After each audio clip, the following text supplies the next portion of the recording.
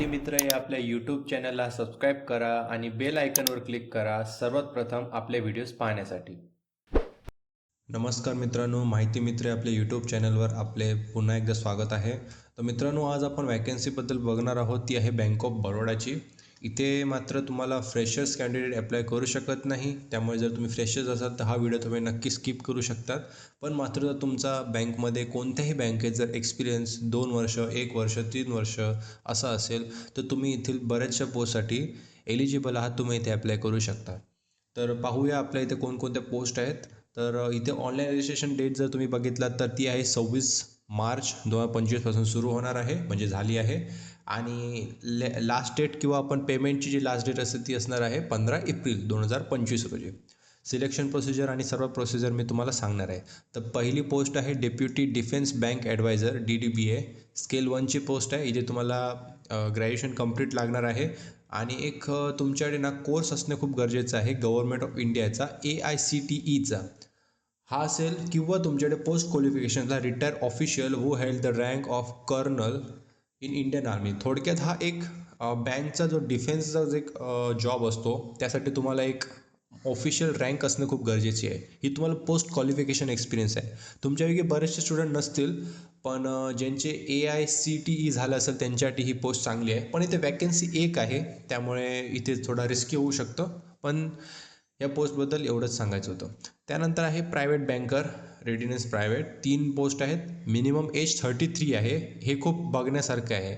म्हणजे तुमचं एज जर तुम्ही आता जे यंगस्टर असेल तर इथे नक्कीच अप्लाय करू शकणार नाही, कारण मिनिमम एज 33 दिली आहे आणि मॅक्झिमम 50 आहे. आणि ह्या पोस्टसाठी पण तुम्हाला ग्रॅज्युएशन पाहिजे आणि 2 वर्षाचा प्रायव्हेट बँकरसाठी 12 वर्षाचं तुमच्याकडे मिनिमम एक्सपिरियन्स असणं गरजेचं आहे. म्हणून तर इथे मिनिमम एज 33 इयर दिलं आहे.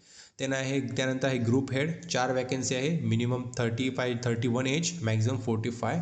इथे 10 वर्षाचा एक्सपिरियन्स आहे.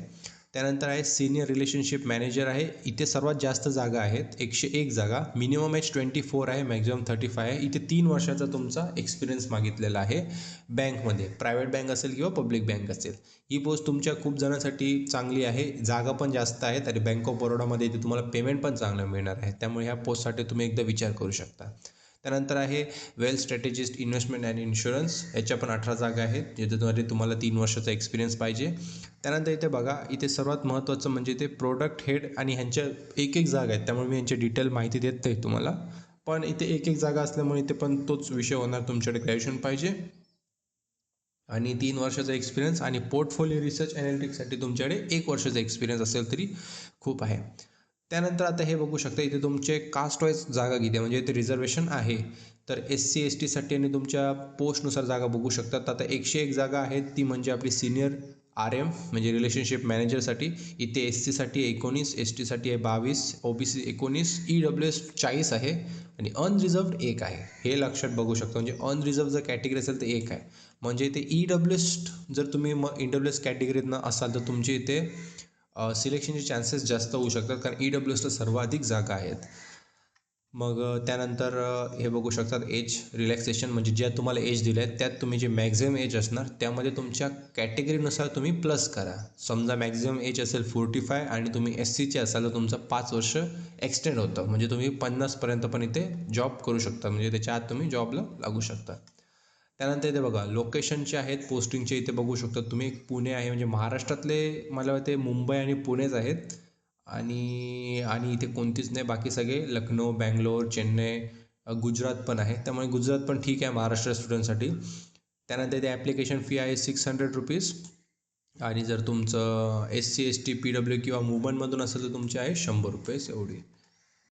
त्यानंतर सिलेक्शन प्रोसिजर जर बघितलं तर सिलेक्शन प्रोसिजर आहे तुमची फक्त इंटरव्ह्यू होणार आहे, पर्सनल इंटरव्ह्यू. त्याच्या बेसिसवर तुमचं इथे सिलेक्शन होणार आहे. तर एवढंच होतं आजच्या व्हिडिओमध्ये. जर तुम्हाला व्हिडिओ आवडला असेल तर नक्कीच चॅनलला सबस्क्राईब करा, कारण आपण अशाच वेगवेगळ्या प्रकारच्या वॅकन्सीज आपल्या चॅनलवर घेऊन येतो. धन्यवाद.